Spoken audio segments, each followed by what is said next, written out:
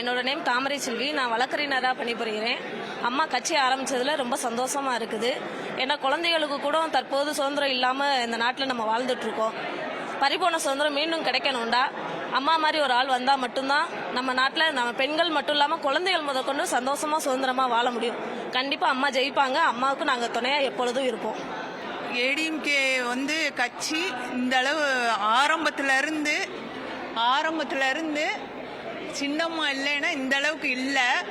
அது ஹை லெவலில் போனது சின்னம்மா தான் பேஸு. அது டாப்பில் இருந்தது சின்னம்மானால தான். இன்னைக்கு அவங்க அந்த கட்சியில் இல்லாதனால அந்த ஏடிஎம்கே கட்சியை தன்னுடைய கம்பீரத்தை இழந்து நிற்கிது. திரும்ப அவங்க வந்தால் தான் அந்த கம்பீரம் அந்த வீரத்தோட திரும்ப சைன் பண்ண முடியும். அவங்க வரணும்.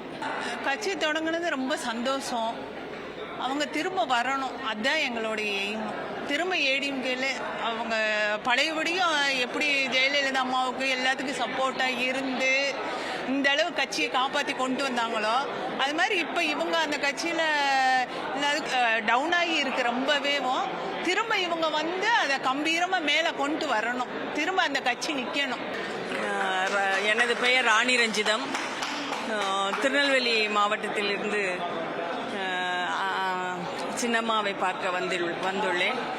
நேற்று ராமநாதபுரம் மாவட்டத்தில் நடந்த அந்த மாநாட்டில் திரளான மக்கள் பங்கு கொண்டார்கள். சின்னம்மா இதுவரை நடந்த அனைத்து உண்மைகளையும் நேற்றைய மாநாட்டில் எடுத்து சொன்னாங்க. இதுவரைக்கும் அம்மா மேலே பல பேர் பலவிதமான பழிகளை சொல்லி வந்தாங்க. ஆனால் நேற்று மாநாட்டில் எல்லா உண்மைகளையும் ஆரம்பம் முதல் புரட்சி தலைவர் காலத்தில் இருந்து இப்போது வரை நடந்த எல்லா விஷயங்களையும் அம்மா வெளிப்படையாக முதலில் மக்கள்கிட்ட தான் சொன்னாங்க. ராமநாதபுரம் ஊரில் நேற்று நடந்த மாநாட்டில் அவங்க மனசில் இருந்த அத்தனை உண்மைகளையும் மக்களோடு அவங்க பகிர்ந்து கொண்டாங்க.